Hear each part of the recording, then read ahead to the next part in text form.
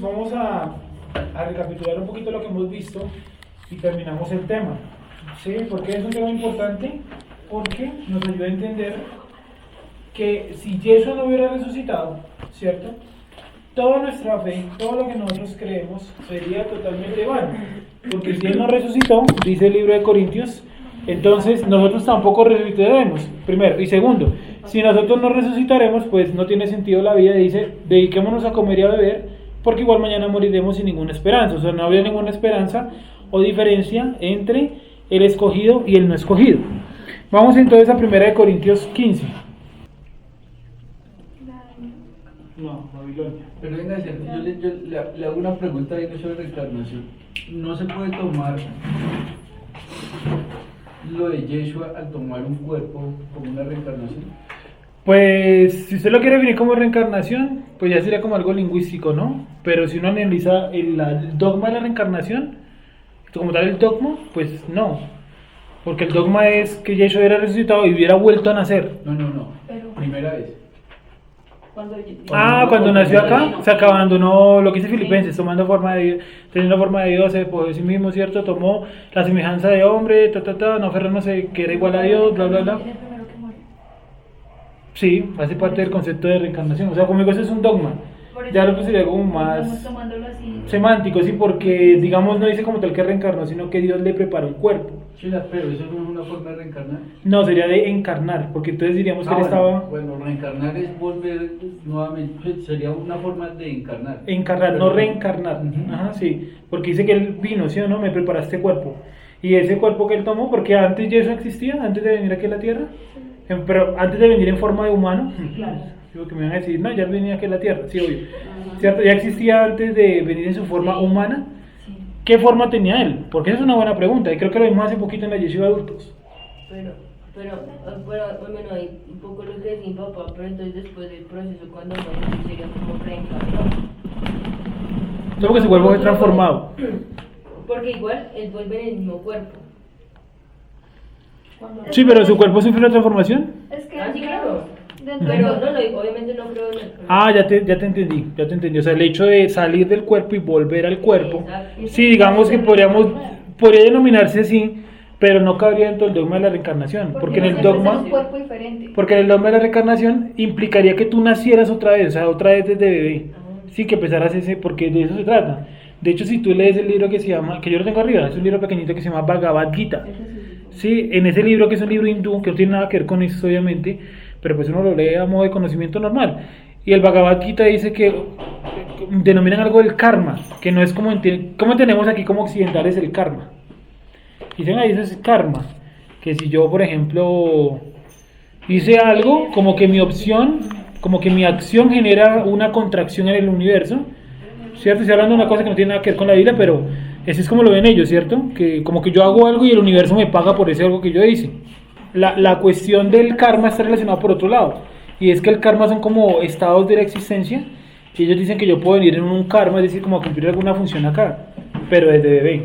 O sea, yo morí, yo era Sergio, yo morí, mi alma fue pasado por otro karma a otro cuerpo de bebé, eso es la reencarnación para ellos. Sí, cultura babilonia, no tiene nada que ver con eso. Entonces miren lo curioso, que eso lo vamos a ver en el siguiente tema, me olvidó el tema, juicio eterno, ¿sí o no? Donde dice por ejemplo, Babilonia, la madre de todas las rameras. Babilonia, la madre de todas las rameras. ¿Quién es esa Babilonia, la madre de todas las rameras? Porque siempre nos han dicho que ese es ¿quién?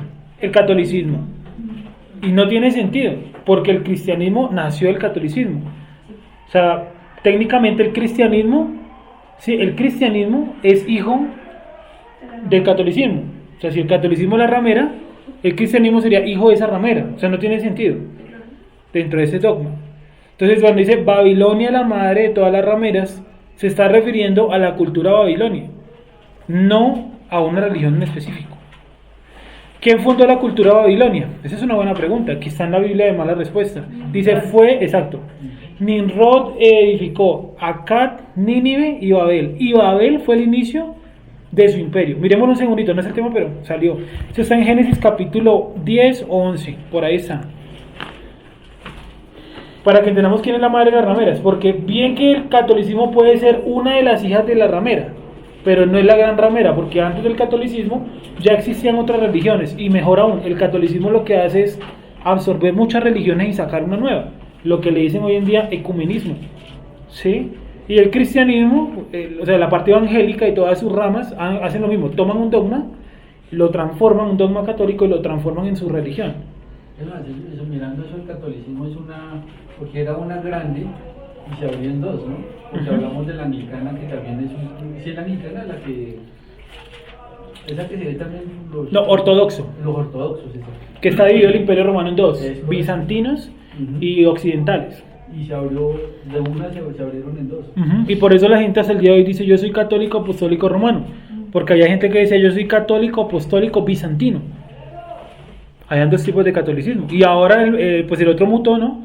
Y terminó convertido en lo que nos menciona Gonza, los ortodoxos, que están en Rusia. Se han visto que utilizan unos sombreros negros todos raros y que también tienen su propio papa, y que ellos dicen que el primer papa fue Mateo. No, tienen una vaina más loca que el catolicismo, ¿sí? Entonces, por lo tanto, el catolicismo no es la madre de todas las rameras, es la hija de la ramera. ¿Cómo dice? El pasaje que les digo que no sé cuál es. Acat eret. ¿Cuál es?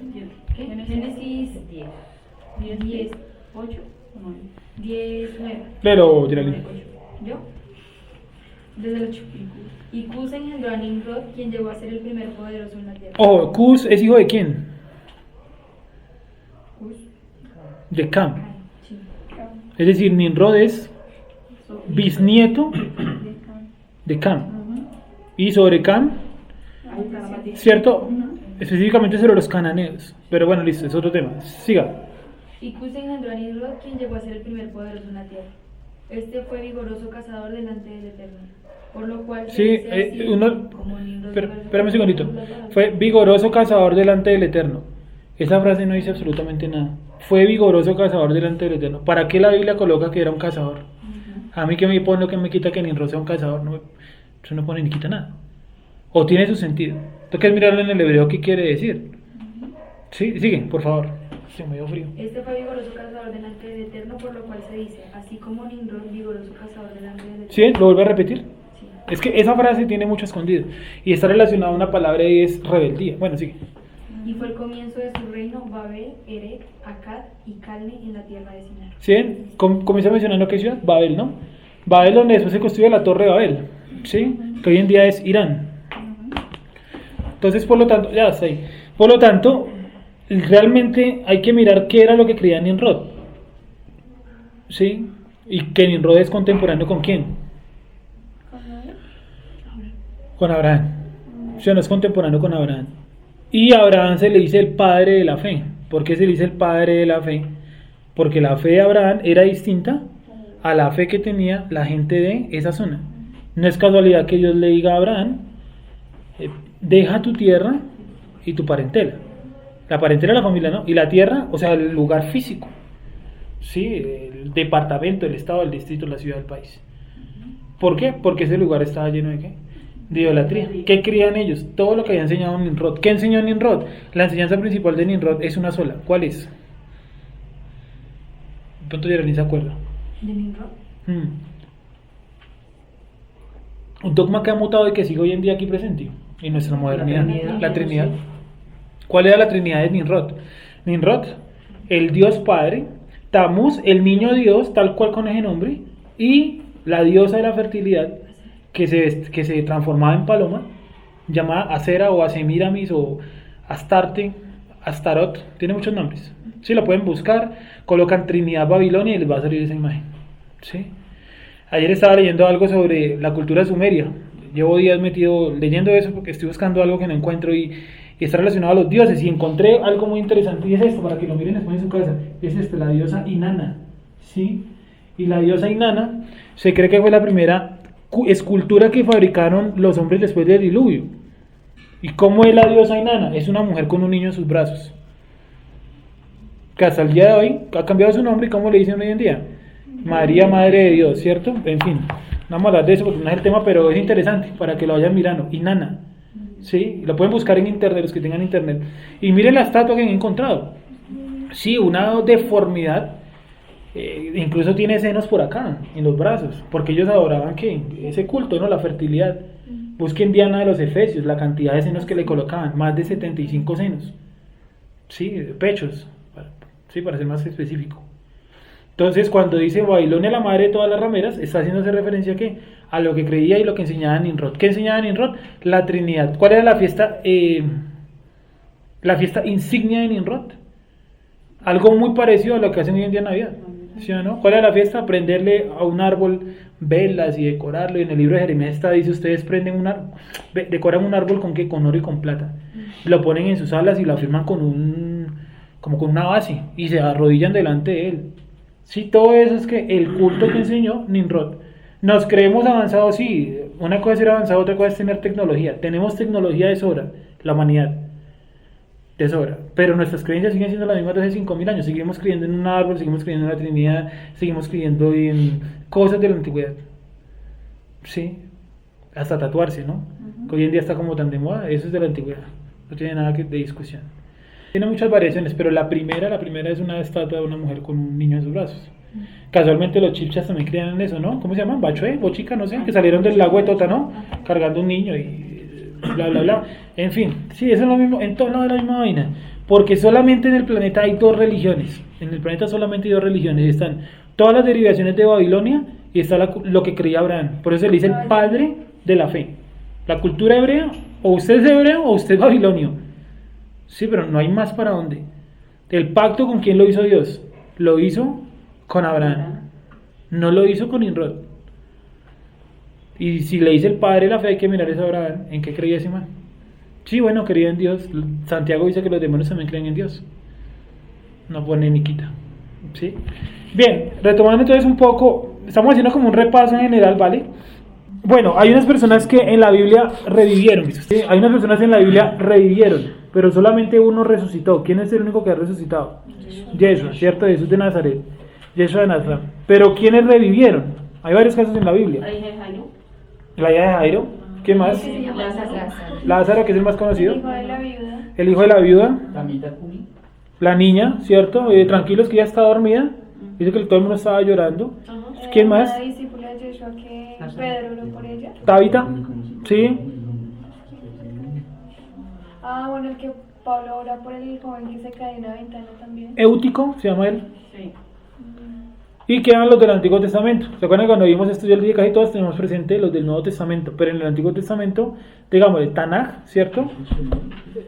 Dicen que hubieron unas personas que revivieron, ¿cierto? Vamos a mirarlo rápidamente. Primera de Reyes 17:22, rápidamente. Elías revivía uno y Eliseo revivía dos. ¿Se acuerdan que Eliseo dice, yo quiero tener un doble de tu porción? Pues efectivamente, resucitó el doble de muertos. Revivió, perdón. Primera de Reyes 17:22. Y Jehová oyó la voz de Elías, y el alma del niño volvió a él y revivió. Cheque si revivió. Sí, el alma del niño revivió. Perdón, y el niño revivió. Y el alma del niño volvió a él y revivió. Listo. Segunda de Reyes 4:1. Ese es el siguiente caso que vamos a mirar. Estamos haciendo un pequeño repaso y es Eliseo. Primera de Reyes 4:1-38. ¿Sí? Estamos leyendo la Segunda de Reyes 4, del 1 al 38. Busca por favor el pasaje exacto donde está la revivida del niño. 18. Entonces, Segunda de Reyes 4, 18. Segunda de Reyes 4:18. Sí. Y el niño creció, pero aconteció un día que vino su padre que estaba con los celadores. Sí. El niño creció y un día salió. Esperen que estoy viendo otra versión. Esperen un segundito, cambio de versión porque si no nos enredamos. 4:18. Dice así. Y el niño creció, pero aconteció un día que vino a su padre que estaba con los segadores y dijo a su padre: ¡ay, mi cabeza, mi cabeza! Y el padre dijo a su criado: llévalo a su madre. Y habiéndole él tomado y traído a su madre, estuvo sentado en sus rodillas hasta el mediodía y murió.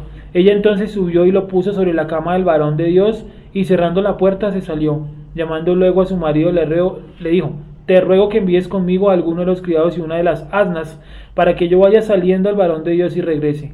Él dijo: ¿para qué vas a verle hoy? No es nueva luna, ni Shabbat. ¿cierto?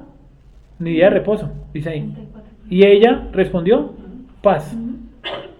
Sí, aquí vemos un montón de cosas de la cultura hebrea. Primero, la luna nueva, ¿qué tiene que ver eso con nosotros, no? En fin. Segundo, el día de reposo. 24.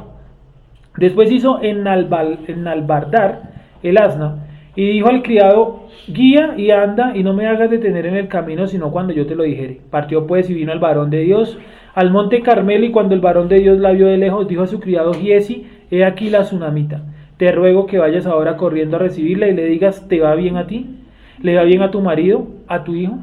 Y ella dijo, bien. Luego que llegó a donde estaba el varón de Dios en el monte, se asió de sus pies y se acercó Giesi para quitarla. Hay algo curiosísimo, ¿no? Que la mujer no le cuenta nada a Giesi. Él va y le pregunta todo eso y ella le dice, yo estoy bien, está todo bien. ¿Por qué no le cuenta nada a Giesi? Porque más adelante vamos a ver que el comportamiento de Giesi, o Giesi, bueno, no era el más correcto. ¿Qué fue lo que hizo con Naamán Giesi más adelante? Le montó como una mentira, ¿no? Le dijo, no, es que mi jefe, Eliseo, él se arrepintió de no haber recibido el oro y le dijo que le mandara algo conmigo. Naamán le daba igual mandarlo o no mandarlo, se lo mandó y después, ¿quién tenía la lepra? Giesi. Entonces yo imagino que la mujer tenía alguna sospecha, ¿cierto?, del comportamiento de Giesi y mejor guardó silencio para contarle al que ella sabía que le podía ayudar, que en este caso era ¿quién? Eliseo. El hecho de que Giesi sea el sirviente de Eliseo no quiere decir que sea una persona espiritual, ni siquiera quiere decir que sea una persona, digamos, entre comillas, salva. ¿Sí? Sigamos. Para quitarla, pero el varón le dijo, déjala porque su alma está en amargura y el Eterno me ha encubierto el motivo y no me lo ha revelado. Y ella dijo, pedí yo hijo a mi señor, no dije yo que no te burlases de mí.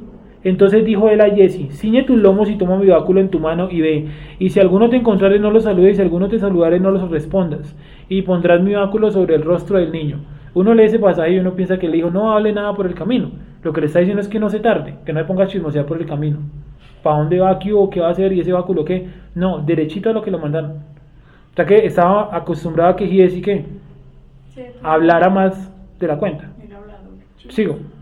De hecho creo que la palabra Giesi va por ahí. Y dijo la madre del niño, vive el Eterno y vive tu alma que no te dejaré.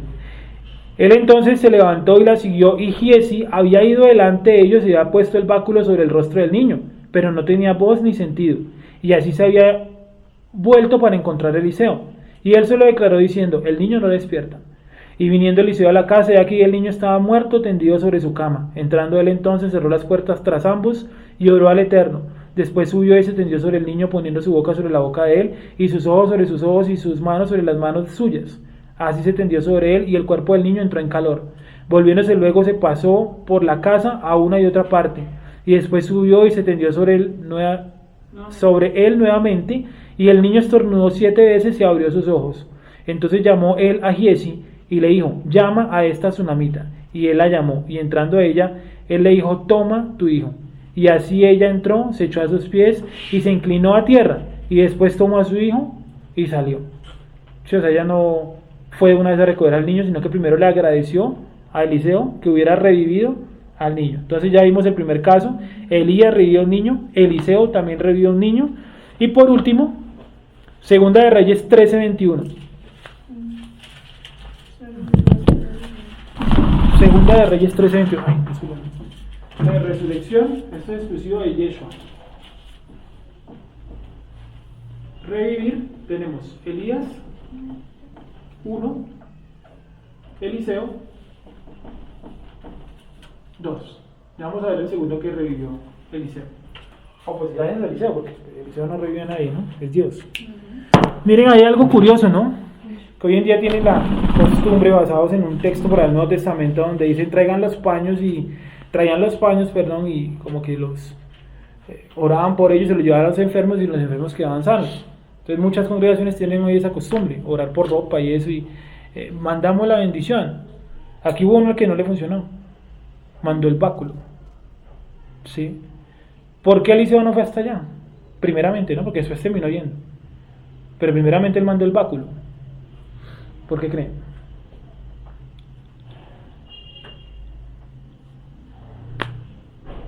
¿Por qué él manda el báculo con Giesi? Y si él toma el báculo, ve, ponlo sobre el niño. No te detengas en el camino, o sea, rápido.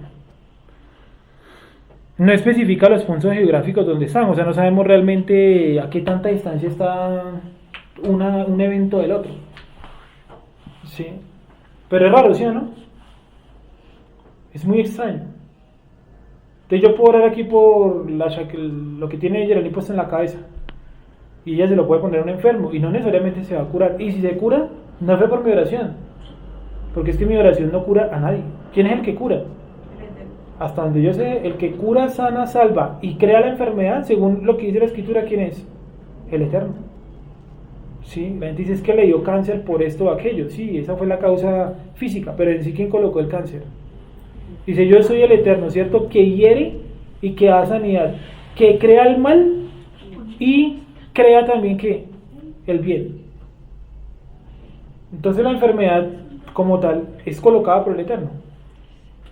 Y si una persona está destinada para morirse, así usted sea el mejor orador de enfermos, se va a morir. Porque es el objetivo que Dios tiene con esa persona. ¿Sí me dice entender? O sea, la oración realmente no es que sane, ni cure. Es la acción divina. Porque si no dice que el hombre se llevaría, ¿qué? Toda la gloria al mismo. Y ahí sí yo diría, yo lo sané. ¿Sí o no? ¿En cuántos lugares no dicen eso? Yo lo sané, yo lo curé. ¿Es bien el pastor que hace milagros? No, el que hace milagros, ¿quién es? Es Dios.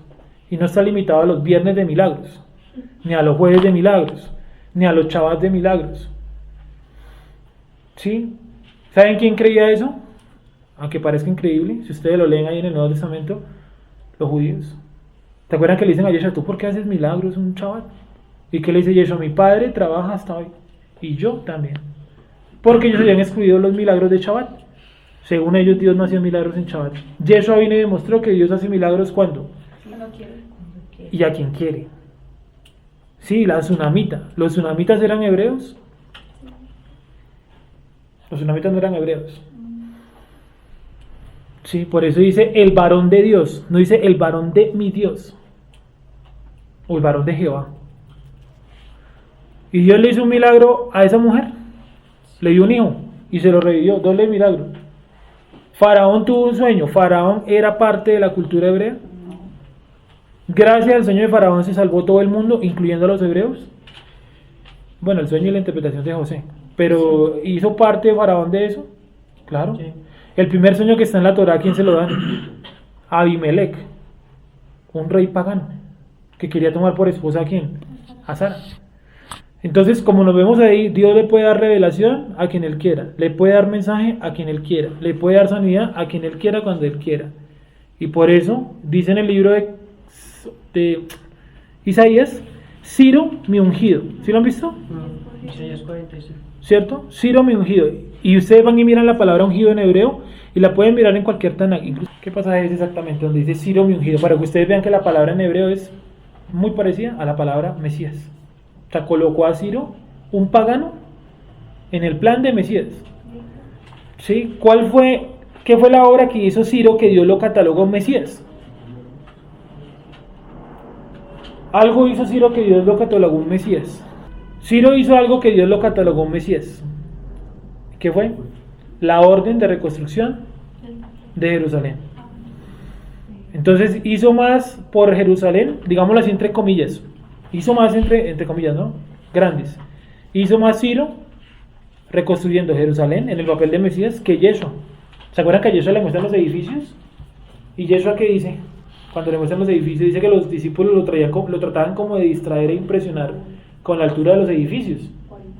Sí, que todo eso en la época de Yeshua estaba realmente en reconstrucción. Estaban tratando de elevar un poquito más el templo, hacer la muralla un poquito más alta.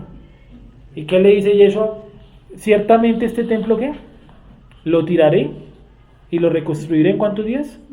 En 3. Y un discípulo le dice, pero maestro, nuestros padres se demoraron 46 años reconstruyendo el templo. ¿Cómo tú lo vas a construir en 3 días? No estaba hablando del templo. Porque el templo que ustedes ven, pero el templo que existió alguna vez en Jerusalén, pues ese hoy en día no, ni siquiera está en pie.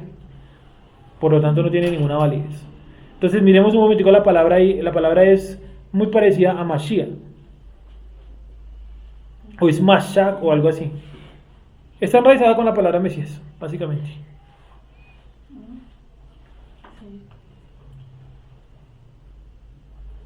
que así ha dicho el Eterno a su ungido. Sí.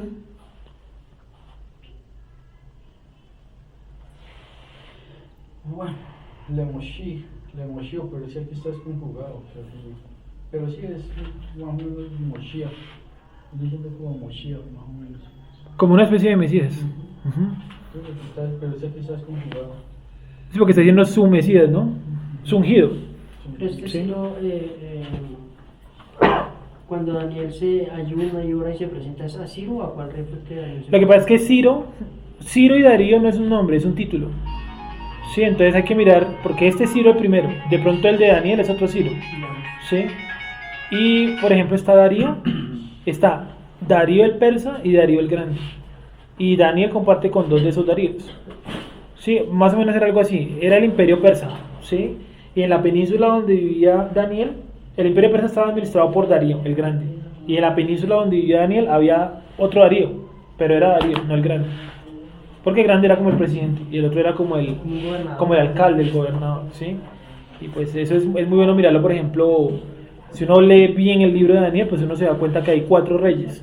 Y si usted va y mira la cronología de los reyes en Babilonia, los nombres están tal cual como están en la Biblia. O sea, la Biblia no miente tampoco con el orden de los reyes que coloca en Daniel. Ahí están. Pero hay que mirarlo es por sectores, no por el imperio persa, ¿sí? ¿Listo? Sí. Entonces vamos a seguir ahora sí con el tema que veníamos hablando. Entonces en la escritura, para que lo tengan presente, resucitó solamente Yeshua, revivieron Elías, Eliseo en el Antiguo Testamento y en el Nuevo ya dijeron los otros, ¿no? Que son... Pero no dijimos el otro Eliseo. Ah, no lo leímos. Segunda de Reyes 13:21. ¿Y los otros son? ¿Cómo se llama? Gracias. Lázaro, la niña, vamos aquí, ¿cierto? Talita Kumi, el hijo único, Tabita y Eutico. Así se llama. Listo, ahora sí. Segunda de Reyes 13:21. Aconteció que al sepultar unos a un hombre, súbitamente vieron a una banda armada y arrojaron el cadáver en el sepulcro de Eliseo, y cuando llegó a tocar el muerto los huesos de Eliseo, revivió y se levantó sobre sus pies. Sí, ¿se acuerdan que cuando vimos eso explicábamos que la banda era que una banda que se acostumbraba, pero solía abrir tumbas y robarse los cadáveres? Sí, entonces ellos iban a enterrar a los muertos y llegaron y encontraron en ese cementerio que estaban desenterrando a los muertos. Sí, era una práctica que esa cultura hacía, que ese día yo les mencioné que en el Pacífico, para una isla, hay una gente que desentierra cada año a sus muertos, ¿no? Los viste de traje de paño y los pone en la puerta de la casa. Estamos hablando de la actualidad. Sí, hoy en día, 2019. Sí, sí lo han visto, ¿cierto? Y que los muertos se conservan porque el terreno es muy húmedo. Entonces cada año los entierran, los desentierran para ese festival y los ponen en la puerta como si fuera un muñeco, un año nuevo, un año viejo. Sí, loquísimo. Sí, esa vez mostraron las imágenes y todo. Festival de los Muertos, creo que se llama, algo así. Entonces esta gente ya tenía esa costumbre, desenterrar a los muertos, utilizar los huesos para brujería, etcétera. Entonces ellos llegaron rápidamente, encontraron esa escena, botaron el cadáver del tipo, tocó los huesos de Eliseo que estaban desenterrados y ¿qué generó eso? Que el tipo cayera como, que el tipo, ¿qué pasara? Reviviera. Entonces aquí vemos, Elías revivió uno, Eliseo 2 y los del Nuevo Testamento, Lázaro, la niña, el hijo único, Tabita y Eutico, me falta uno ahí. Ah, la hija de Jairo, no, pero esa es la de la niña, ¿no? En el Nuevo Testamento. Sí. Nada, cuando Yeshua resucitó, ¿se acuerdan que dice? Que se abrieron muchas tumbas y que mucha gente revivió. Sí, gente que había muerto por esos días, haciendo una sombra de las primicias de los muertos. ¿Listo? ¿Hasta ahí de pronto alguna pregunta?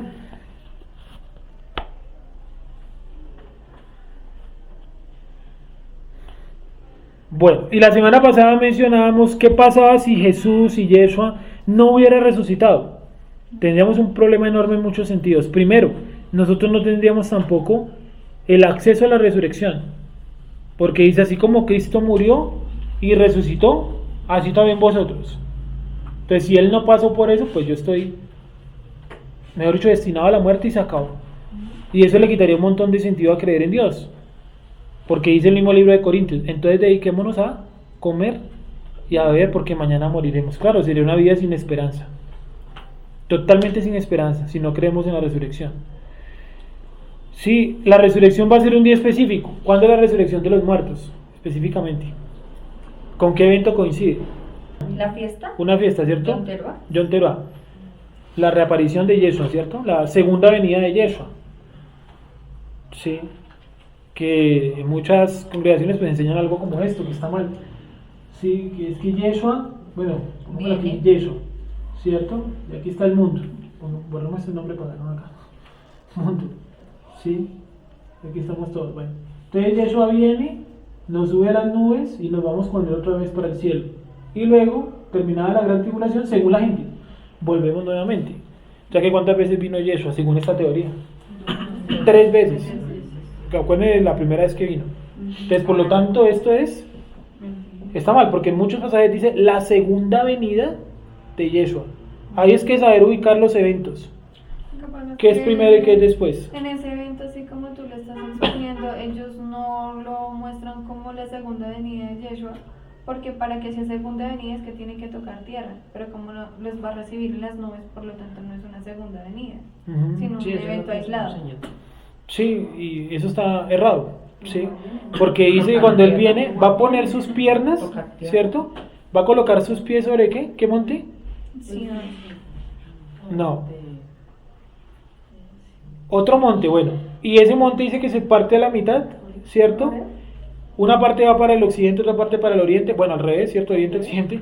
Y en el centro que se crea el valle llamado Armagedón. Que la gente dice, es la batalla, ¿cómo es? Estamos, A la tercera. se va a acercar el Armagedón. El Armagedón no es un acontecimiento, es un valle. En el libro de Apocalipsis está claritico. Sí, sin ni siquiera ir a los griegos, a los hebreos, no, ahí está específico. Si escriban Armagedón en las concordancias y vieran el valle de Armagedón. No Es el es, nombre del valle. sí, exacto, no es un acontecimiento como tal. Pero es un espacio que se abre cuando se abren las dos montañas. Sí, que se parte por la mitad. Exactamente. O sea, hoy en día ese espacio no existe.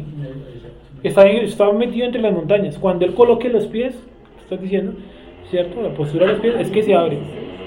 ¿Cómo dice? ¿Qué versículo es ese? Bueno, pero vayan saliendo cositas del siguiente tema, pero es interesante porque al poder ubicar cada evento como tal y lo unimos con un poquito con lo que venimos viendo en historia, los Shabbats, con la cronología, pues nos damos cuenta que el tiempo que queda hoy en día es ínfimo. Ahí es donde se da la guerra de Gog y Magog. Sí, Gog y Magog. Ujú. Que en el libro de Jeremías dice que son naciones del norte y que hay una que es de gran estatura, entonces dicen no, que esos son los rusos, que los de Magog son los chinos, porque por ahí dice que son numerosos como la arena del mar. Bueno, sea lo que sea, ¿cierto? Puede ser China, Estados Unidos, todas las naciones igual van a estar en contra de Israel. ¿Y qué dice?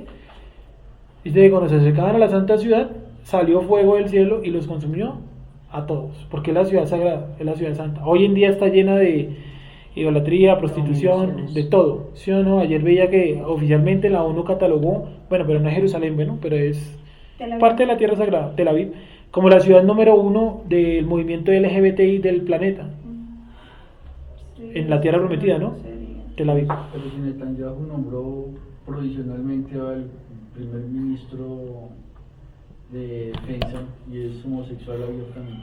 Sí. Sí, entonces hay que hacer la diferencia entre lo que es Israel y lo que es el Estado de Israel. Sí, el Estado de Israel pues tomamos distancia, pero Israel pues es el que está en la Biblia. Entonces, por lo tanto, pues la tierra de Israel tiene que ser purificada, igual que toda la tierra. Toda. Toda es toda. Y ese día, dice el libro de Jeremías, ya no llamarán más, el nombre que estaba acá, ya no llamarán más mi nombre Baal, Señor, ni me llamarán con los nombres que les enseñaron en las naciones, Jehová, Papito Dios, como le digamos, Chuchito, yo no sé. No, dice, entonces me llamarán como Yuhebahei de los ejércitos, Sebaoat. ¿Sí? Entonces, eso está por cumplirse, pero bueno, ahí vamos para que lo vayamos viendo en la siguiente clase. ¿Cómo se llama el monte? Uy, la verdad no lo sé, pero ya le confirmamos. Monte de los Olivos, Zacarías 14:4. Ese es, Monte de los Olivos. Zacarías 14:4. Que es un monte que está ubicado al lado del monte donde está ubicado hoy en día lo que queda del templo, el muro de los lamentos, realmente. ¿Sí? Esos son varios montes, varias montañas pequeñas. ¿Sí? Son 7 en total. Y una de esas se llama el Monte de los Olivos. Hay otro que se llama el Monte del Gólgota, ¿no? Donde se supone que ahí está una iglesia y que la iglesia se llama la iglesia de la Gólgota y que estaba puesto supuestamente como una piedra donde supuestamente colocaron la cruz. Bueno, Eso hay un montón de vainas y católicas, ¿no? Zacarías 14:4, Monte de los Olivos. Casualmente el lugar donde Yeshua se la pasaba aquí. Y los discípulos que se la pasaban haciendo por ahí. Durmiendo. Exacto. Era el lugar donde iban a dormir. Sí. Dice, ora para que no entréis en tentación. Sí, la tentación que era dormirse. Ha quedado claro que la reencarnación es un concepto de otra cultura, ¿cierto? De la cultura babilonia, que no tiene nada que ver con la cultura hebrea. Y ya vimos también el proceso, y es vida humana, o sea, usted viene, no, perdón, preexistencia humana. ¿Se acuerdan del cuadrito que hicimos una vez? O sea, ¿usted existía antes de estar acá? Claro. ¿Qué edad tiene su alma? Mucho tiempo. ¿Cuánto es? Entonces, nuestra alma tiene la misma antigüedad que el alma, por ejemplo, de una persona como Adán, que ya vivió, murió y existió hace mucho tiempo, claro, porque fuimos creados todos, ¿sí o no? Entonces, por lo tanto, lo que está metido dentro de su cuerpo, que es su verdadera esencia, eso es antiquísimo. Sí, tiene miles, millones, póngale la fecha que usted quiera, pero eso no vino a existir acá. Sí, eso no vino a existir acá, eso ya existía. Sí, por eso dice predestinado. Los conoció, los predestinó, los llamó, los justificó y los glorificó. Romanos 8:28. ¿Sí o no? Ese es el orden. Queda ahí. Entonces, por lo tanto, pues pensar que yo vengo aquí a existir en la tierra, pues es algo muy tonto. Sí, yo existo desde antes. Y ya vengo marcado ya con comportamientos, con un destino. Soy colocado en una familia y la familia pues es la que le ayuda a uno, no sé, a formarse como persona, pero el alma pues tiene otras labores de pronto diferentes a la familia. No toda la familia todos en la familia son creyentes, todos, sí, pues, a ver, no tiene, dentro de la misma familia de Jacob había uno, dentro de la misma familia de Isaac había uno que era escogido y otro no. ¿Sí o no? A Jacob amé y a Esaú aborrecí. Dime. Las mujeres que abortan, esos niños también son contados como parte de los primeros creados. Sí, claro. ¿Cuándo viene el alma aquí al cuerpo? ¿En qué momento? ¿Cuándo hay la unión de qué? El óvulo y la esperma. ¿Cierto? En ese momento ya Dios colocó ¿qué? Un alma. Porque si no la coloca, entonces podríamos decir de cierta manera que el aborto sería casi un cáncer, algo permitido, si no tuviera alma. Ahora habría que preguntar, que ya ahí se complica muchísimo más la pregunta, y es ¿por qué Dios permite que se asesine a un alma que no lleva sino en la tierra días, semanas, horas, ¿sí? Con un aborto? Ya eso quedaría en manos de Dios, ¿no? Por ahí los judíos le dan una explicación que dice que son almas que son ¿qué? Ultrasantas, ¿no? Y que por eso Dios no les permite pasar por sufrimiento en el planeta Tierra, como nosotros. Y los casos de la reencarnación, que lo que tienen que corregir solamente es ese tiempo, no más. Sí, eso es judaísmo, ¿vale? Yo no lo creo que aquí ninguno lo cree ni lo comparte, pero sí queda para pensar eso, ¿no? ¿Y pueden morir abortados escogidos? Claro. ¿Y no escogidos? También. Claro. ¿Y cómo se llama la persona que es abortera? Asesina o asesino. ¿Sí o no? Claro. Porque entonces, ¿cuándo es colocada el alma en la persona? ¿Cuándo tiene cuánto? Sí, por eso decían la vez pasada que nuestra fecha de nacimiento como tal debería estar corrido ¿cuándo? Desde el momento de la concepción. Exactamente. Porque ese fue el momento en el que su alma llegó a ¿dónde? A este planeta. Y de inmediato se empezó a incomodar acá en este planeta. Pues claro. Como lo hacen en Seúl. Sí, en el vientre los niños se mueven, tienen ahí incomodidad y todo. ¿Cierto? Pues claro. ¿Sí o no? Esa es la transición ¿de dónde? Del mundo, digamos, espiritual al mundo aquí físico. ¿Sí? Entonces, por lo tanto, pues eso de los abortos es complicado porque es directamente un asesinato, pero pues son almas de todas maneras que Dios coloca en este planeta. ¿Cómo va a ser el juicio de ellas? Pues no puede ser el mismo juicio que yo reciba. Porque a mí me encargaron 20 y pico de años a hacer determinadas cuestiones. No tengo, la persona que murió abortada no tuvo la misma oportunidad que yo tuve. ¿Sí o no? Así como una persona que está metida en la selva del Amazonas, que es un indio, que no sabe escribir ni leer y nunca le llevaron este mensaje, no puede recibir la misma cantidad de juicio que yo, que tengo acceso a todo esto, que conozco, que sé leer, que tengo acceso a la tecnología, que puedo estudiar la escritura, que puedo conectarme a internet. No puede ser igual el juicio, porque entonces Dios sería injusto. ¿Y quién se salvaría así? Si acaso habrá los grandes, ¿no? Si acaso. ¿Sí me hago entender? Entonces cada juicio pues tiene que variar conforme que no a la ley, que la ley sigue siendo lo mismo. Por eso dice que las obras, ¿no? Las obras tienen un peso, pero no es lo fundamental. Sí, bueno, todo eso casualmente son temas que están en el otro temita. ¿Sí? Hasta ahí de pronto alguna pregunta quedó claro, sí. Es un tema súper complejo y peor aún porque pensar, por ejemplo, que Dios permite que maten a una persona que es escogida en esa edad, pues uno diría, pero ¿qué hizo para ser escogido? ¿O qué hizo peor aún para no ser escogido? Es decir, el problema de las almas no es dónde, Acá. no es acá. Las almas de dónde vienen escogidas son escogidas. Porque si yo vengo a ganar la salvación acá, quiere decir que yo también la puedo perder. Es decir, si yo no me comporto conforme dice este libro, no soy salvo. Y este libro, este de acá, ¿cierto? Tiene un montón de cosas que usted y yo no podemos cumplir. Por lo tanto, todos nosotros mereceríamos ¿qué? La muerte y hasta el infierno, si existiera. Sí, es complejísimo. Entonces, ¿todos venimos escogidos a la tierra o no escogidos? Claro. ¿Sí o no? ¿Todos venimos escogidos o no escogidos? Porque volvemos a lo mismo. Si yo vengo a ganarme la salvación acá, quiere decir que es mérito ¿qué? Mío. Es mérito mío. No mérito de Yeshua ni del Padre. Y si es mérito mío, entonces Yeshua murió en vano. Porque ¿para qué murió él? Si a la larga yo soy el que me salvo. ¿Sí? ¿Se acuerdan que se burlaban de Yeshua? Tú salvaste al cojo, al leproso y al ciego. ¿Por qué no te salvas a ti mismo? ¿Por qué no se puede salvar a ti mismo? ¿Quién lo determinó que Yeshua fuera el Mesías? El Eterno. Él fue el que le encargó esa misión de ser el Mesías. ¿Sí? O sea, Yeshua vino, eso es más interesante. Yeshua vino a la tierra escogido. Porque si la salvación se viene a ganar acá, entonces decimos que Yeshua se ganó la salvación acá. Si se dan cuenta todo lo ilógico que se genera solamente por no entender bien los textos de la salvación, donde dice no descuidando esta gran salvación que hay en ti. Ahí no dice que la pierde, dice no descuidando. Yo puedo ser descuidado con mi salvación. Supongamos que yo soy salvo. Supongamos. Yo puedo ser descuidado con mi salvación. Claro. ¿Cómo soy descuidado con mi salvación? Pues yo tengo la capacidad de estudiar, de hacer todo esto, de venir a la reunión, estar en Shabbat, guardar los mandamientos. Si me pongo gracioso a no hacerlo, estoy siendo descuidado con lo que Dios que me encargó. ¿Y eso qué requiere? ¿Eso qué requiere? ¿Que Dios me discipline? Sí. Obvio. Pero disciplinándome dejo de ser hijo. No. Hebreos dice que no. Dice Dios disciplina Al a hijo todos, que ama. a todo el que recibe por hijo y azota a todo el que ama. Creo que es al revés, pero más o menos el concepto es lo mismo, ¿vale? ¿Hasta hay alguna duda o pregunta? ¿No?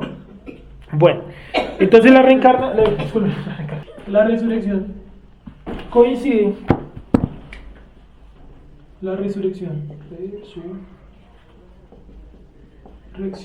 coincide con el regreso de Yeshua. ¿Y el regreso de Yeshua cuándo es? En una fiesta llamada Teruá. Una preguntita. Sí, señor. Entonces coincide la reacción de los muertos, coincide con el regreso de Yeshua. Y hablando de la transformación de los que están en pie, o cómo se llama eso. Es este mismo día. Lo que llaman el rapto o el arrebatamiento. Entonces, como tal, ¿qué es eso? El arrebatamiento. Si no creemos en arrebatamiento, en cosas de esas, entonces, ¿cuál es el acontecimiento como tal? Sí, pasa la gran tribulación, hacia grandes rasgos, ¿vale? Pasa la gran tribulación. Terminada la gran tribulación aparece Yeshua, ¿sí? Sí. No hay rapto, digámoslo, antes de la gran tribulación, porque si Israel nunca se ha salvado de la disciplina divina. Israel y la casa de Judá y la casa de Israel se han comido todas las disciplinas divinas. Y si no, pregunten en la casa de Judá en la Segunda Guerra Mundial.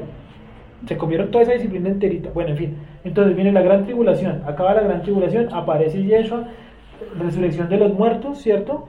Después de la resurrección, el mismo día de la resurrección de los muertos, hay también ¿qué? La cuestión relacionada a la transformación de las personas que siguen vivas. Todo el mismo día, todo el mismo momento. Luego hay un espacio de ¿cuántos días? Hasta la siguiente fiesta. 7, 8. 10 días. ¿Sí? 10 días. En esos 10 días, ¿qué es lo que hay? Las denominadas bodas del Cordero. En ese espacio. Acaban las bodas del Cordero, y una vez terminadas las bodas del Cordero, ¿qué es lo que hay en la fiesta siguiente? 10 días después, el juicio a las naciones, no el juicio del trono blanco, el juicio a las naciones. Luego se acaba el juicio de las naciones y viene en otra fiesta, 4 días después, la fiesta de Sukkot. Subiréis todos los que habéis sobrevivido y habitaréis en Sukkot, o sea, en cabañas hechas de ramas. ¿En dónde? en Jerusalén. Y dice, ahí del que no venga, ¿cierto? Porque no enviará a su tierra lluvia, ni tardía ni temprana, y del cielo será como hierba, bueno, en fin, etcétera. Entonces, como tal, los eventos que se denominan arrebatamiento, digámoslo así, que no es tanto como que Dios los sacó de la tierra, sino que Dios, digámoslo así, los puso en esa celebración de las bodas del Cordero. Entonces, esa palabra arrebatamiento es muy irlandesa. Yo les decía la vez pasada que hay que tumbar esa idea irlandesa del arrebatamiento. ¿Cuál es la idea irlandesa del arrebatamiento? Que yo estoy aquí con Geraldine y Yeshua puede venir hoy mismo, si quiere, ¿sí o no? Y Yeshua vino y Yeshua me arrebató a mí, o sea, yo me desaparecí, quedó mi ropa ahí tirada y todo, como una película, ¿no? ¿Sí lo han visto? ¿Sí o no? Queda la ropa ahí tirada. Creo que en la película incluso desaparece el piloto de un avión. ¿Sí? Creo que sí. Entonces, bueno, queda la ropa ahí, sí, y Geraldine queda asustada porque dice, no, se llevaron una gente para el cielo y yo me quedé. Y me quedé aquí con el anticristo, falso. Porque las personas, el pueblo necesita esa disciplina, esa corrección. Y si no, en Daniel no diría, muchos del pueblo serán ¿qué? Aniquilados. Ni siquiera muertos, aniquilados. Entonces, conforme vayamos avanzando en el siguiente tema, pues ubicaremos bien todos esos acontecimientos. Principalmente el que más enreda las bodas del Cordero. Porque parece que eso fuera en el cielo. La gente piensa eso. Que es una, ¿sí o no? Una mesa, como que es una mesa infinita, ¿sí o no? Mucha ¿En qué comida. momento es Resplandeciente. Sí, todos con coronas, qué hermoso. ¿Sí? Y eso no es bíblico. ¿En qué eso está momento sucede lo que está en segunda de Corintios 5 de segunda o primera cuando habla del tribunal de Cristo? Es ese, el que les estoy diciendo que se llama el juicio de las naciones. Dice, porque el tribunal de Cristo ahora debe juzgar a todos, juzgar.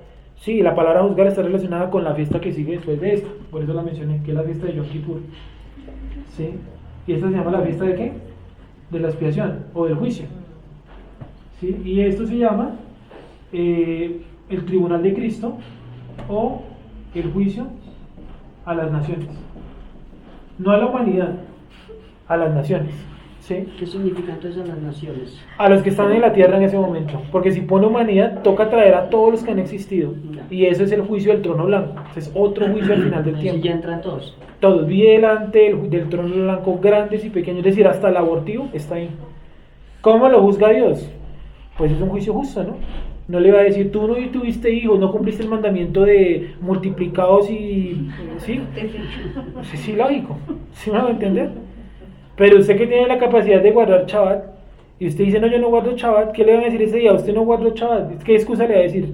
Sí, no, es que yo estoy muy cansado, qué aburrimiento, no es que a mí nadie me explicó. No le importa eso, Sí. tú lo llevas y le Sí, y me parece algo fuerte cuando dices que a mí nadie me explicó, cuando casi todos tenemos una Biblia en la casa. Así se abierta en el Salmo 91, pero la hay. Sí la hay, el problema es que la gente que, pues lo que dice la hermana, pues no la lee. Sí. ¿A qué se refiere Yes. cuando Yeshua dijo, cualquiera que no los cumpla y asimismo enseñe a no cumplirlo será llamado muy pequeño? ¿Qué significa será llamado muy pequeño? Ah, sí, claro, obviamente la persona puede ser hasta escogida, ¿sí o no? Puede ser escogida, pero si durante su vida no enseñó los mandamientos y peor aún no los cumplió, pues ¿cómo va a ser calificado por el tribunal de Cristo o por el juicio del trono blanco? Muy pequeño. No dice que perderá la salvación, dice que va a ser llamado como muy pequeño, es decir, sus galardones como son en el cielo, pequeñísimos, mínimos. No está diciendo que perderá la salvación y va a ser llamado muy pequeño en el reino de Dios. Miren que él tiene entrada al reino de Dios, pero es llamado allá como muy pequeño, muy pequeño. Y dice aquel que los enseñe y que los guarde será llamado como muy grande. Es decir, cuando yo digo la Torah está abolida, sí, olvidémonos de esa retaíla, porque si la Torah está abolida, entonces yo puedo matar. Piensan que la Torah es solamente el Shabbat y las fiestas. No, la Torah es todo. Es no matar, es no desear a la mujer del prójimo, es todo. Entonces, si no hay ley, yo puedo hacer lo que se me dé la gana. Y a eso le llaman como. En la 63 con Caracas le dicen, tú eres salvo por gracia, ya no tienes que cumplir la ley. ¿Sí lo han visto el letrero grandísimo de Creciendo en Gracia? Dice, tú eres perfecto en Cristo, ya no tienes que guardar la ley. Pues claro, porque ellos llegaron a esta conclusión. Si Dios abolió la Torah, la ley, los cinco libros de Moisés, quiere decir que yo no tengo que cumplir nada. Yo soy salvo, ¿por qué? Porque Dios quiere que yo esté salvo. No, pues sí. Hermoso, ¿sí o no? Pero eso no es real. Dice el libro de Hebreos, todo aquel en el antiguo pacto con el sacerdote que incumplía la Torah para causa de muerte, tenía que ser juzgado por el sacerdote y el sacerdote determinaba si se moría o no. Dice, hoy en día ya no es así. Hoy en día, ¿quién determina si es de muerte o no? Porque él mismo realiza el juicio y termina con esa frase lapidaria, frase para que la coloquen en su epitafio, ¿sí o no? Pues cuando ya no estén acá. Terrible cosa es caer, ¿sí o no? Terrible cosa, porque ya usted no cae en manos de un sacerdote. ¿Usted cae en manos de quién? Del Eterno. Y con él, usted al sacerdote le puede decir, sí, yo me equivoqué, es que ella me provocó, es que mejor dicho yo me equivoqué, es que yo tenía pereza. Vaya, dígale eso a Dios. Pero abogado tenemos. Sí, con el Padre. Abogado tenemos. Para con el Padre. Y eso es justo. Yeshua el justo. Pero creo que utiliza la palabra así, ¿no? Sí, para con el él. Padre. Sí, para con el Padre. Yeshua el justo. Sí. ¿Hasta ahí hemos tenido de pronto alguna pregunta? Entonces todo eso está cimentado sobre los 5 libros de Moisés, que son estos de acá. ¿Sí? Si usted no cree en estos 5 libros, pues no sé en qué Dios creerá, porque nuestro Dios, el Dios de la Biblia, habla de esto. Y Yeshua dice, yo no he venido a abrogar, sino a cumplir. Y luego pone ese que nos acaba de decir el hermano Ur, y es aquel que enseñe y que no los cumpla. ¿Sí? ¿Cuántos mandamientos son? 603. ¿Cuántos podemos cumplir hoy en día? Sí, eso está en discusión, ¿no? Está en discusión porque pueden ser hasta más. Sí. Según los rollos o algo así. No, según tú mismo vas leyendo ahí, hay muchos mandamientos que no quedaron incluidos en la lista de 613. Ah, ya. ¿Sí? Vamos a suponer que son 613, listo. ¿Cuántos podemos cumplir hoy en día? Los 613 no, porque las mujeres tienen unos mandamientos que yo como hombre no puedo cumplir. Cuando dice, por ejemplo, cuando dice, miren lo que dice el mandamiento. Tengan hijos, por ejemplo, y que nos toque guardar los días, pues, ¿cómo lo van a hacer? Sí, cuando dice, por ejemplo, cuando haya fluido de su útero, yo como hombre, ¿útero de dónde? Así yo me crea mujer y me van a colocar un útero de plástico, ¿cierto? Yo también puedo mandar a quitar los brazos y ponerme ametralladoras, y eso no me hace a mí una torreta. Sí, eso no tiene sentido. Esa es una deformidad como psicológica, no tiene más explicación. Entonces, por lo tanto, yo me puedo colocar un útero de plástico, el problema es yo cómo menstruo. ¿Sí? Ese es un problema grandísimo. Bueno, problema para los que quieren ser mujeres y no pueden, ¿no? Pero entonces la cuestión está en lo siguiente, y es, hay unos mandamientos que son para hombre y otros mandamientos que son para mujer, unos mandamientos que son para el sacerdote. Por ejemplo, dice un mandamiento para el sacerdote, te colocará las 2 piedras en los hombros. ¿Te imaginas todas las mañanas colocándose 2 piedras acá? ¿Para qué? Si estén en el transmilenio con las 2 piedras acá. Entonces nos llamaríamos como la secta de las piedras, entonces todos aquí con piedras. Sí, ¿no? Esos son mandamientos ¿para quién? Para el sacerdote. Hay mandamientos para todo el pueblo presentará un sacrificio, ¿sí? Hay otros que son mandamientos para la tierra. Dice, sembrarás la tierra durante 6 años y el 7º año descansará la tierra, perdón. ¿Se imagina está haciendo eso con usted? Entonces, como son chistosos y como leen sí, claro, damos el diezmo 6 años y en el año 7º no damos diezmo. Esa es la manera como yo cumplo el mandamiento. Eso no sirve para nada. Sí, no sirve, porque es que la Torah es como contextual. Dice, la tierra, ¿cuál tierra? La que prometí a tus padres. ¿Cierto? La tierra de Israel. En cambio el Shabbat dice, ¿lo guardarás en dónde? ¿En la tierra? No, dice, lo guardarás donde quiera. ¿Qué habites? O sea, usted puede ir para Alaska. Pongamos más arriba, Polo Norte. Y yo me puedo ir a vivir Polo Sur, Polo Norte. Allá me toca guardar Shabbat. ¿Cuál es la única forma de que pase la Torah? Cielo y tierra pasarán. Y ni siquiera así la palabra de Dios pasa. ¿Cuál es la palabra de Dios? El libro de Primera de Pedro. ¿Cuál fue la que Dios le dio directamente a un hombre en un monte? ¿Qué es ese monte Sinaí? La Torah. Entonces, por lo tanto, pues si uno no cree en los mandamientos, pues es muy complicado uno engancharse realmente con lo que Dios quiere para uno, porque yo termino siendo como emocional y guiándome lo que me enseñaron a mí que yo tengo que ser. Si usted tiene que ser próspero, pero en la Biblia dice, el libro de Hebreos, que muchos de ellos murieron como perseguidos, durmiéndose en cuevas, pobres, sí, amedrentados. No quiere decir que ahora todos vivamos así, ¿sí? Pero hay la posibilidad que usted siendo escogido y usado por Dios, sea que totalmente miserable, pobre. Sí, estamos claros en eso, ¿cierto? Dice, he aprendido a vivir en la abundancia y he aprendido a vivir en la escasez. Entonces, por lo tanto, no quiere decir que usted por tener una Biblia debajo del brazo, inmediatamente la cuenta de banco se le llenó de millones de dólares. Pues ojalá, nos colocaríamos todas estas debajo de los brazos. ¿Sí? No funciona así. Sigamos. ¿Alguien hasta ahí tiene alguna pregunta? Ahora, ¿la resurrección está en el Antiguo Testamento? Claro, está en Daniel 12:2. Miremosla, por favor. Sí, entonces es muy importante, pues, y pues todos tenemos ese choque, como no sé si sea cultural o religioso, porque nosotros, pues la fe está muy marcada en crea que Dios dará. Crea que Dios dará. ¿Sí? No tenemos mañana para tal cosa. Tranquilo, Dios dará. Crea. Sí, pero ¿crea en qué? ¿Crea en qué? En Dios. ¿En cuál Dios? ¿Cómo se debe creer en Dios? Todas esas respuestas están en este libro, ¿no? En la Torá, en los 5 libros de Moisés. Daniel 12:2. ¿Sí será ahí? Y si de los que duermen en el polvo de la tierra serán despertados. Vamos a leerlo por favor desde el 1. En aquel tiempo se levantará Miguel, el gran príncipe, que está de parte de los hijos de tu pueblo. Y será tiempo de angustia, cual nunca fue desde que hubo gente hasta entonces. Pero en aquel tiempo será libertado tu pueblo, todos los que se hallen escritos en el libro. Y Sí. muchos de los que duermen en el polvo de la tierra serán despertados, unos para vida eterna y otros para vergüenza y confusión perpetua. Siga, por favor. Los entendidos resplandecerán con el resplandor del firmamento, y los que enseñan la justicia a la multitud como las estrellas a perpetua eternidad. ¿Cierto? Los que instruyen a las multitudes en el camino de la justicia. ¿Quiénes son los que instruyen a las multitudes en el camino de la justicia? Los que enseñamos a otras personas. No estoy hablando de mí, digo, todos nosotros, ¿cierto? Los que enseñamos a otras personas que hay que cumplir ¿qué? Los mandamientos. El hecho que yo esté acá, pues no está hablando de mí, está hablando de todos ustedes. ¿Sí? Sigamos. Pero tú, Daniel, cierra las palabras y sella el libro, hasta el tiempo del fin. Muchos correrán de aquí para allá y la ciencia se aumentará. Y yo, Daniel, miré, y aquí otros dos que estaban en pie, el uno a este lado del río y el otro al otro lado del río. Y dijo uno al varón vestido de lino que estaba sobre las aguas del río: ¿cuándo será el fin de estas maravillas? Vestido de lino, ¿no? O sea, vestido totalmente de blanco. Para que siempre que aparezca así vestido de lino, rápidamente y relaciónenlo con una vestidura blanca. Sí, porque un lino pues, es como muy abierto cuando uno conoce que el lino en la escritura está haciendo referencia a un color blanco. ¿Sí? Que la palabra lino es la palabra ¿qué? Chesh.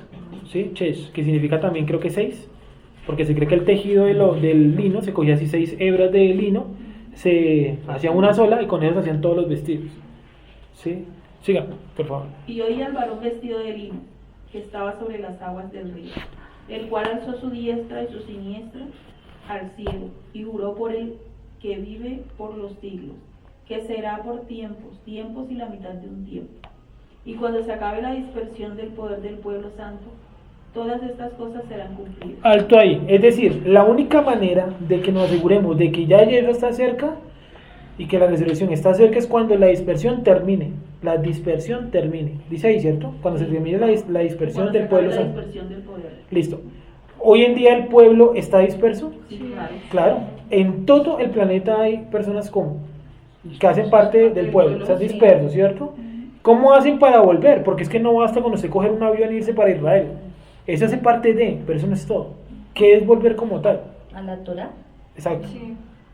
Dice, parad, preguntaos, id por la senda antigua, por el camino que sus padres dijeron que no andaremos. ¿Sí? Entonces, disperso no solamente es vivir aquí en Colombia, es que usted esté asimilado a la cultura colombiana, porque a usted de nada le sirve mañana irse para Israel, si usted allá va, se le va a seguir mandando a llevar tamales, usted va a seguir allá celebrando la fiesta de los negros y blancos, no sirve para nada. Sí, el volver no solamente es ir a la tierra de Israel, es también que usted vuelva aquí a lo que Dios le pide, que hay que cumplir. ¿Sí? Entonces yo les pregunto, ¿nosotros estamos dispersos hoy en día? Claro, no solamente por el punto geográfico en el que estamos, Colombia, sino también por qué. La asimilación. La asimilación que tenemos. Sí, la asimilación tan brava que tenemos. Todos estamos asimilados. Es un proceso, unos más que otros de pronto, unos menos que otros, bueno, eso ya cada uno mirará su proceso. Pues estamos asimilados, claro. Sí, algo que decía Gonzalo la otra vez es cierto, dice la Torah dice trabajarás 6 días y el 7º día descansarás, es decir, el domingo debería ser un día que laboral. ¿Dónde vamos, perdón? Me faltan 3 años para que... no, espere. serán cumplidas. Bueno, miren por ejemplo la versión internacional que comete este error. Dice, en el versículo 7 dice, yo pude ver y oír cuando el hombre vestido de lino que estaba sobre las aguas, que levantó las manos al cielo y juró por el que vive para siempre diciendo, faltan 3 años y medio para que todo esto se cumpla. Pues eso está mal. Sí, está mal traducido. Dice, faltan 3 años y medio para... Ah, nueva versión internacional. Sí. ¿Tú tienes ahí otra versión, Sara? ¿No? ¿Esa qué versión es? Sí, ahí dice tiempos y la mitad de un tiempo. No dice por ningún año 3 años. Sí. El 12.7 creo. Sí, el 12.7. ¿Cuál tienes tú ahí? Ya busco la del lenguaje actual. El ángel levantó las manos al cielo. El ángel, ¿no? Lo cambió, ya no es varón sino ángel. El ángel, Durito. el ángel levantó las manos al cielo y en el nombre del Dios de la vida juró. Esto terminará cuando termine la destrucción del pueblo de Dios, es decir, dentro de 3 años y medio. Imagínense, han pasado como 3.000 años desde... No, perdón, disculpen. 2.900 años más o menos, casi 3.000 años desde esa profecía. Y el pueblo sigue estando ahí. Aquí seguimos estando. Sí, Eran entonces, 3.000 años. no es un problema de la como tal de la profecía, sino de la traducción de la misma. Sí, bueno, vamos a seguir porque no vamos a quedar ahí. Aunque escuché lo que dijo bueno, siga leyendo, hermana, porque estoy aquí en un mar de traducciones. Y yo oí más, no entendí, y dije, Señor mío, ¿cuál será el fin de estas cosas? Él respondió, anda, Daniel, pues estas palabras están cerradas y selladas hasta el tiempo del fin. Hay otra versión donde dice, cállate, Daniel, porque todo esto se ha sellado hasta el fin. ¿Qué dice ahí? El ángel me contestó, a ti, Daniel, te toca llevar una vida normal. Nadie debe saber nada de todo esto hasta que llegue la hora final. Imagínense, o sea, lo que estamos haciendo esta noche, Tranquilo. lo que estamos haciendo esta noche entonces es perder el tiempo, sí, porque como acá dice que no gasta el tiempo del final. Bueno, malas traducciones. Siga por favor, hermana, leyendo su versión. Muchos serán limpios y emblanquecidos y purificados. Los impíos procederán impíamente y ninguno de los impíos se entenderá. Pero los entendidos comprenderán. ¿Qué quiere decir eso? Que conforme va avanzando el tiempo hacia todos estos acontecimientos, la gente perversa va a volverse como más perversa. Ahora esa llamada ideología de género, ¿cierto? Como le llaman ahora, se está manifestando en niños hasta muy pequeños. Sí, veía la semana pasada un video de un niño que tiene como 10 años que dice que él es queer, bueno, no sé, no tengo ni idea de eso qué será. No es heterosexual, ¿vale? Es otro tipo de creencia, de sexualidad, lo que sea. Y pues eso qué quiere decir, que conforme va pasando el tiempo eso va a ser como, pues peor, vamos en un degenere. Alguien ahorita mencionó, creo que fue Gonza, que vamos hacia la época de Noé, y sí, y la generación de Noé era tan perversa que Dios, ¿qué hizo? Los enterró a todos bajo agua. Entonces, por lo tanto, la gente impía en esta época no se va a corregir, ¿saben qué? Va a ser peor, va a ser peor. ¿Dónde lo notamos? Aparte toda la sexualidad degenerada que hay ahora, ¿en qué otra cosa? ¿En qué, disculpe? Los presidentes. Bueno, los administradores de los países. En el concepto de moralidad o derecho, o sea, hoy aprueban muchas cosas que supuestamente es correcto, pero va en contra de los principios. Por ejemplo, a mí me parece absurdo que esta magistrada de la Corte Constitucional diga que el libre desarrollo se debe dar así de ciencia cierta para que la persona haga lo que mejor prefiera en lugares públicos y más que todo con el consumo de las drogas, cuando eso es correcto, o sea, cuando eso sí está bien y todo lo demás está mal. El hecho de denunciar, oiga, ¿por qué está fumando en medio de niños? No, déjeme porque es mi libre desarrollo. Uno por ese lado. Yo pienso que en cuanto a esta situación de la homosexualidad, ya se está quedando muy atrás porque incluso ya existen personas donde no se identifican con ningún tipo de sexo. O sea, ellos dicen, no, yo me considero asexual, o sea, ni hombre ni mujer. Y en la marcha, disculpe que te interrumpa un momento ahí, en la marcha de Tel Aviv vi esos que se consideran, que ellos se creen perros, que se asumen como perros. Hay uno varios, que está sí. solicitando que le reconozcan en su identificación como un dálmata. Sí, ¿no lo han visto por ahí? Fuera existe. Sí, En Inglaterra. Sí. Y es una vaina que no... ¿sí? ¿Eso cómo se llama? ¿Exceso? ¿Exceso de qué? Exceso de ocio. Eso dice la escritura en el libro de Ezequiel, ¿no? Dice, ¿por qué Dios destruyó a Sodoma y Gomorra? Y dice, porque no extendieron la mano al humilde, al que está oprimido, exceso de ocio, y coloca otra, abundancia de pan, eso, abundancia de dinero. Amor al dinero y abundancia de pan, son 4. ¿Sí? Entonces, ¿por qué Dios destruyó a Sodoma y Gomorra? Por eso, porque tenían mucho tiempo libre, y lo dedicaron fue a ¿qué? A corromperse. ¿Sí? Por eso dice, aprovechando bien el tiempo, ¿por qué? Los días son malos. Los días son malos. Sí, yo puedo llegar muerto del trabajo. De todas maneras, todos tenemos que dar cuentas a Dios por el trabajo espiritual. ¿Sí? Y por lo que yo tengo que estudiar, por lo que yo tengo que aprender. Yo no puedo sacarle excusas a Dios. No, es que yo no tuve tiempo, porque tiempo tenemos todos. ¿Sí? El problema es cómo nos estamos administrando. Ese es un problema grande. Sí, el principal problema, pienso yo, que existen hoy en día muchas distracciones que nos impiden a veces acercarnos a este libro de una manera como eficaz. Y cada vez nosotros nos convertimos, ya sea en domingueros, cada 8 días yo cojo la Biblia y fijo que soy cristiano, o en chabateros, la misma cuestión. Vengo cada chabat y mi vida espiritual se basa en el chabat, solamente venir en chabat. Y no, el chabat es muy importante, lógico, es lo más importante, en mi parecer, en mi opinión, pero dentro de la semana tiene también que estudiar y hacer lo posible para mantenerse conectado con todo esto, porque el mundo que hace, lo observa usted toda la semana, se lo devora, así a mí nos devora. Si usted se mete a sus redes sociales y lo primero que encuentra no son versículos de la escritura. Encuentra usted, ¿qué es lo primero que usted encuentra? Primero, un montón de noticias ridículas. Segundo, un montón de chistes que ni ponen ni quitan. Y tercero, un montón de videos para perder el tiempo. Muchos serán limpiados en el 10. Muchos serán limpios y emblanquecidos y purificados. Los impíos procederán impíamente, y ninguno de los impíos se entenderá, pero los entendidos comprenderán. Sí, o sea que de todas maneras hay una barrera para los que están destinados a perdición. Es que ellos no van a entender nunca este libro. Sí, en la universidad una vez me agarré fuertemente con una persona que me decía que la Biblia era, ¿cómo se llama eso? Que odia a los homosexuales, no recuerdo, homofóbica, ¿cierto? Y decían, no, porque es que la Biblia no es para todo el mundo. Sí, pero es que es un libro homofóbico, que no es para todo el mundo. La Biblia es un libro para todo el mundo, es para el pueblo de Israel. Entonces, si usted no pertenece al pueblo de Israel, ¿para qué se va a someter usted a lo que dice ese libro? Es como yo decir, es que yo estoy en contra de lo que dice tal libro de tal religión, pero ¿por qué? Si es que ese libro no está hecho para mí, yo me guío por lo que dice la Torá. ¿Sí me van a entender? Entonces la Biblia dice, no, pero es que es un libro que nos impone, ¿cierto? Pues ¿usted acaso ha cumplido la Biblia alguna vez? No. Entonces no entiendo. Es como decir, no, es que yo me siento oprimido por la Constitución de Estados Unidos. Y usted cumple la Constitución. No, pero me siento oprimido, sí, me oprime, siento que es una vaina machista aquí encima de mí. ¿Tiene sentido?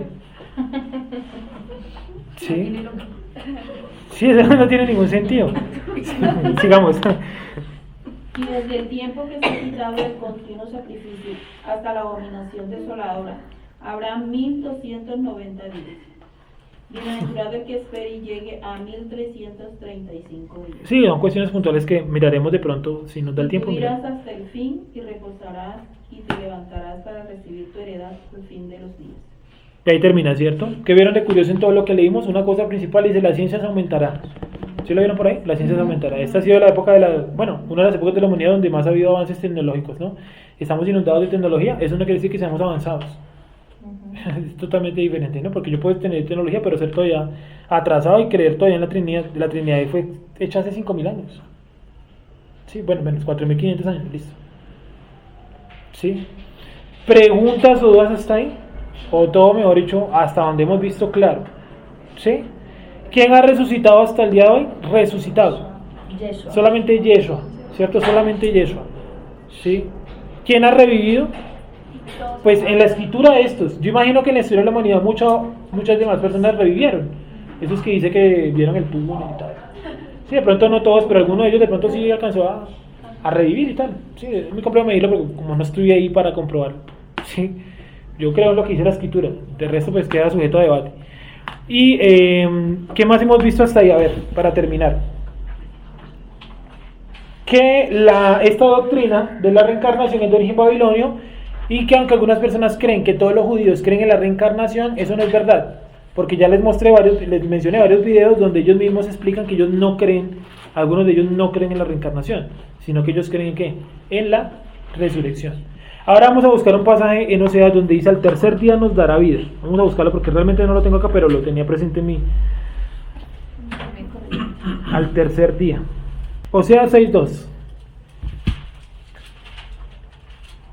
Sí, entonces yo les pido, ahí mismo que lo van buscando, que si pueden venir a la siguiente clase de los miércoles, pues sería muy bueno. ¿Saben por qué? Porque vamos a recapitular muchas de las cosas que hemos visto durante el último año. Ya casi cumplimos un año con esta clase.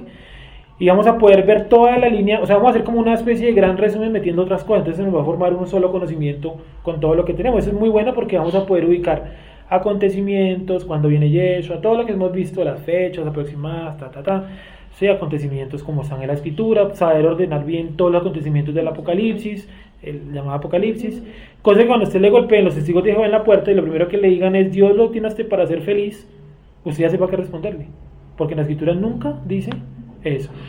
Sí, hay un pasaje donde dice, sí, ya sé que dice la palabra felicidad, pero no está enfocada en eso. Entonces, y también que ellos hablan mucho del Seol, todas esas palabritas vamos a diferenciar, Seol, Hades, se me olvidaron los otros, Seol, Hades, infierno, Tártaro, que es otro importantísimo, el lago de fuego, bueno, son varios, sí, entonces vamos a mirar. ¿Los testigos de Jehová? Sí. Pero ellos no creen en el infierno. No, ellos tienen claro esos términos, pero se confunden con el término Tártaro. Sí, Tártaro es el lugar de la mitología griega donde las personas más malas eran enviadas para que un demonio los castigara ya por toda la eternidad. Sí, con un trinche. Sí, así con ese movimiento. Y pues eso ellos no lo manejan. Entonces cuando uno le muestra por ahí en el griego la palabra tártaro en el Nuevo Testamento, pues se asustan, porque dicen, uy, ¿cómo así? Entonces el infierno sí existe. Lo que ellos no saben es que el Nuevo Testamento está en griego, pero pues el Nuevo Testamento realmente en qué original fue escrito. En hebreo, por lo tanto esa palabra pues hay que buscarle un hebreo que sea aproximado. Y el más aproximado es lago de fuego. ¿Sí? Entonces, ¿hasta ahí hemos entendido? Entonces, si pueden venir, pues sería genial, porque vamos a aprender todo lo que hemos visto ya. O sea, 6.1. Sí, vamos a mirarlo desde ahí. 6.1 dice. Espera un segundito, hermano. Espera que se me perdió acá. Ya, vaya leyendo. Venid y volvamos a Hashem, porque él arrebató y no curará. Antes. Venid y volvamos a Hashem, porque él arrebató y nos curará, hirió y nos vendará. Sí, ¿quién nos hiere a nosotros? El diablo, el enemigo. Reprenda al enemigo, hermano, que lo está hiriendo. Le tocaría reprender a Dios. Dios, no me hieras más. Te reprendo, Dios. Sí, es una cosa totalmente ilógica. Dice, él nos hirió. ¿Y él mismo qué? Nos curó. ¿Y si nos quiere matar con la herida, nos mata? Sí, eso se murió. A ver, hermana, siga leyendo. Nos dará vida después de 2 días, en el tercer día nos resucitará, y viviremos delante de él. Y conoceremos y proseguiremos en conocer a Hashem, como el alba está dispuesta a su salida, y vendrá a nosotros como la lluvia tardía y temprana a la tierra. Es decir, el estudio de Dios se nos va a convertir en algo de todo el día. Todo el día. Sí, el estudio acerca de las cosas de Dios. Y dice, ¿qué haré a ti, Efraín? ¿Qué haré a ti, Judá? No dice por ningún lado, ¿qué haré de ti, oh iglesia ministerial? ¿Qué haré de ti hoy? Porque entonces el versículo ocuparía 200.000 libros. Iglesia Universal. Sí. Sí. Entonces el versículo ocuparía un total de 200.000 páginas mencionando todas las iglesias habidas y por haber. Menciona simplemente a 2 divisiones. ¿Qué haré de ti, oh Efraín? ¿Qué haré de ti, oh Judá? Las 2 divisiones que tiene el pueblo. ¿Sí? A ver, hermana. ¿Qué haré a ti, Efraín? ¿Qué haré a ti, oh Judá? La piedad vuestra es como nube de la mañana y como el rocío de la madrugada que se desvanece. O sea, son unas cositas, lo que nosotros hacemos de justicia que es mínimo. Sí, el rocío de la madrugada es prácticamente imperceptible. Y la otra que coloca la nube de la mañana, sí, es una nube que es como una especie de niebla. Si no alcanza a ser ni siquiera niebla, que el viento pase y la deshace. Una especie de humo, no quiero utilizar la palabra humo, pero bueno. 5. Por esta causa los corté por medio de los profetas. Con las palabras de mi boca los maté. ¿Quién los mató? Perdón, ¿quién nos mató? A nuestros antepasados. El Eterno. No ha mencionado por aquí en ningún lado al diablo, a Belcebú, no, Dios. Con las palabras de mi boca los maté. Y tus juicios serán como luz que sale. Siga por favor, hermano. Porque misericordia quiero y no sacrificio, y conocimiento de Elohim más que holocausto. Ojalá ese versículo lo pudiéramos subrayar y aprendérnoslo porque dice que Dios quiere ¿qué? Conocimiento. Es que el conocimiento envanece. Sí, si yo sé por ejemplo toda la historia de Dragon Ball Z y el nombre de cada muñeco y todos los poderes que utiliza, es un conocimiento vano, estúpido, inútil. Pero si yo sé de la Biblia, ¿cómo va a ser eso un conocimiento vano? Sí, exacto. O sea, yo les creo Y hay quienes usan esto para decir no lea tanto la Biblia porque se vuelve loco porque dice que el conocimiento envanece. Por Dios, ¿sí o no? Sí, el conocimiento envanece otras cosas que no sean la escritura. Lo que les digo, si yo sé mucho, por ejemplo, sobre, por ejemplo, lo que yo hice sobre periódicos, yo sé toda la historia de los periódicos, no sé si se hizo, pues sí, muy chévere, pero a la larga es un conocimiento como vano. Porque ¿qué dice? Creo que es el libro de Gálatas, dice, todo esto es conocimiento, pero contra los deseos de la carne no tiene ninguna efectividad. Bueno, me empecé a llorar a buscar ese versículo porque no tengo ni idea dónde está, pero sé que está. Dice, contra los deseos de la carne no tiene ninguna efectividad. Eso está en Gálatas 5. Así es en Gálatas, ¿cierto que sí? Está por ahí en Gálatas. Entonces, mientras que Wendy nos va haciendo el favor de mirar, sí, pensemos un momento. Dice, miren lo que dice. Lea la hermana nuevamente el versículo 6. Porque misericordia quiero y no sacrificio, y conocimiento de Elohim más que holocausto. O sea que antes de que Dios le pida a usted acciones, ¿qué es lo que primero quiere Dios de nosotros? Conocimiento.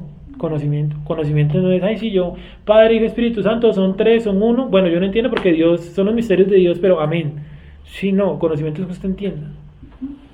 Sí, que usted entienda. No lo va a entender todo porque ninguno de nosotros entiende todo, obvio. Pero que usted entienda medianamente en qué cree y en quién cree y quién es usted. Si usted es luterano, bautista, si la escritura menciona esas ¿cómo les digo yo? Corrientes, ¿sí? Que tiene que ver Israel en todo eso, saber todo eso. Siga, hermana, por favor. No sé si ahí tenga de pronto alguna concordancia, creo que sí, ¿cierto? Es que aquí no me gustan las concordancias. Mateo 9:13. Sí, señora. ¿Y cuál otra? Solo es Salmos 58 y 9 y Oseas 2:20. solamente tengo Mateo 9:13. Este sí podría ser. Vamos a mirar por favor un momento. Salmo 58.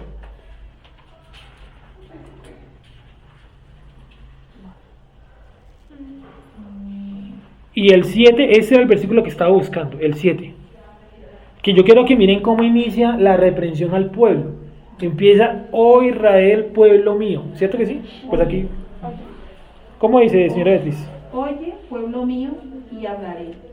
Escucha, Israel, y testificaré contra ti. Yo soy Elohim, el Elohim tuyo. No te reprenderé por tus sacrificios, ni por tus holocaustos que están continuamente delante de mí. No tomaré de tu casa becerros, ni machos cabríos de tus apriscos, porque mía es toda bestia del bosque y los millares de animales en los collados. Conozco a todas las aves de los montes, y todo lo que se mueve en los campos me pertenece. El 2 es un versículo que una vez se le dije a una persona que me decía que Dios necesitaba los diezmos. Miren lo que dice, bueno, léalo ahí, hermana, porque no sé cómo. Si yo tuviese hambre, no te lo daría. No. Si yo tuviese hambre, no te lo diría a ti, porque mío es el mundo y su plenitud. ¿Sí?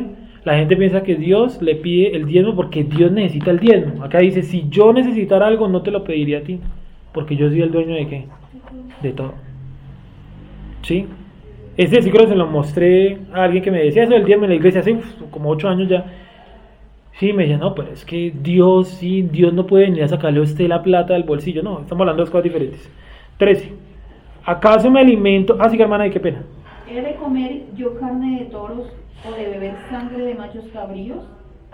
Sacrifica a Elohim alabanza y paga tus votos al Altísimo. E invócame en el día de la angustia. Te libraré y tú me honrarás. Pero al malo dijo Elohim, ¿qué tienes tú que hablar de mis leyes? Miren eso. ¿Y qué tomar ¿Sí mi lo? pacto en tu boca? ¿Sí? Dice, yo quiero que ustedes ofrezcan que gratitud, no sacrificios. Y dice, al malo le dirá, ¿qué tienes tú para mencionar mis leyes y mis qué? Toma mi pacto en tu boca. ¿Sí? Nosotros somos el pueblo de Dios, pero nunca guardan la Torah. ¿Cómo dice? Malvado, y Dios le dice que, ¿cómo tienes tú derecho a decir eso si tú eres como malvado? Sí, ese salmo es impresionante. Siga, hermana. Pero tú aborreces la corrección, echas a tu espalda mis palabras. Si veías al ladrón, tú corrías con él. Miren Con eso. los adúlteros eras tu padre. Sí. Miren lo que dice esa, dice el 17, mi instrucción, la aborreces, mis palabras las desechas. ¿Está hablando de qué? De la Torah, de la Escritura. Entonces yo no puedo pretender conocer a Dios si yo me la paso diciendo que la Torah está abolida. Estoy perdiendo mi tiempo. Es mejor creer en Buda, en Alá, en cualquier otra, daría lo mismo, porque tampoco creen en la Torah, es lo mismo. Sería incluso hasta más decente. Bien, ¿hasta ahí alguien tiene alguna pregunta en relación? Porque estamos mirando que Dios, ¿cierto? Que todo eso se cumplirá, la de la resurrección y en eso, cuando se acabe la dispersión del pueblo santo, ¿cierto? Y eso nos mandó en parte el libro de Oseas, donde estamos hablando que Dios nos resucitará y nos dará vida, ¿cuándo? Nos dará vida el segundo día y nos resucitará el tercer día. Y está hablando del conocer a Dios y nos manda el Salmo, donde dice que conocer a Dios es que no desechar su ley y su instrucción. Eso es conocer a Dios. ¿Pregunta hasta ahí? ¿Cuál era la referencia que daba ahorita? Algo de que la carne contra el espíritu, ¿qué era lo que decías? Colosenses 2:20. ¿Qué dice? En conformidad a mandamientos y doctrinas de hombres, cosas que... Esperen, que esto está en pregunta ya. Pues si habéis muerto con Cristo en cuanto a los movimientos del mundo, porque como si vivieseis en el mundo os sometéis a preceptos tales como no manejes, ni gustes, ni aun toques, en conformidad a mandamientos y doctrinas de hombres, cosas que todas se destruyen con el uso. Tales cosas tienen a la verdad cierta reputación de sabiduría en culto voluntario, en humildad y en duro trato del cuerpo, pero no tienen valor alguno contra los apetitos de la carne. Eso, apetitos de la carne. ¿Cuál es ese pasaje? Ese es. Colosenses Anótenlo. Colosenses 2, no sé, del 20 al 23 puede ser, fue lo que leí.